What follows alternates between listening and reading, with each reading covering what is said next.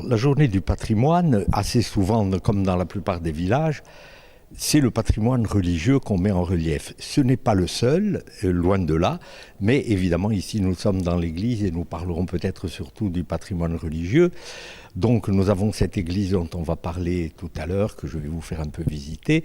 Il y a 5 ou 6 ou 7 autres lieux de culte sur le territoire de la commune de Belgodère, dont certains sont des ruines, d'autres parfaitement encore opérationnels, comme Saint-Roch par exemple, ou la confrérie qui est pas loin d'ici.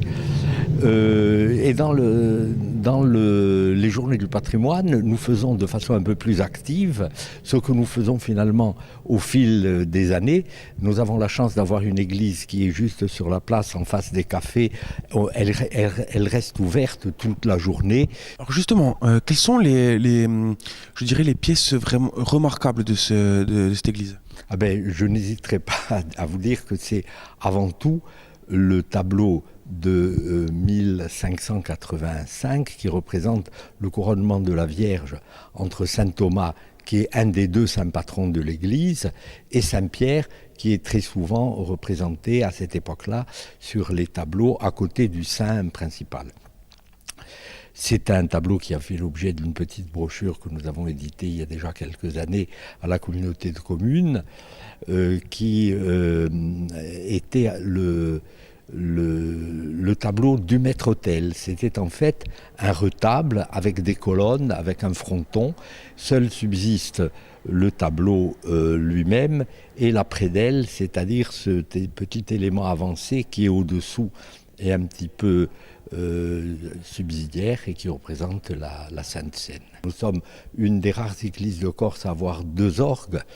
Il y a l'orgue de tribune qui est à l'entrée et l'orgue de chœur qui est à droite dans le chœur.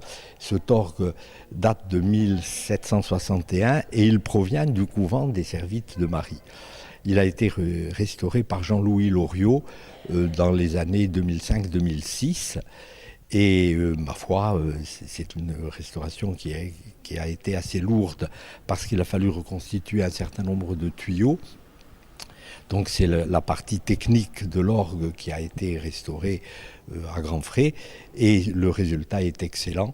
Un seul regret, c'est que comme il y a un demi-ton de différence entre les 2 orgues, ils ne peuvent pas jouer ensemble, mais ils peuvent évidemment jouer en alternance. La municipalité est heureuse de pouvoir proposer à l'occasion de ces journées du patrimoine une visite libre, mais quand même elle est libre bien entendu, sauf qu'elle est guidée malgré tout par une liste d'objets d'intérêt patrimonial que Louis Belgodère nous a proposé.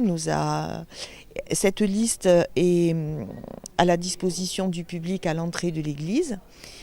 Et c'est presque une fierté pour nous d'ouvrir les portes du village, les portes de l'église, parce que c'est toujours un bonheur de partager.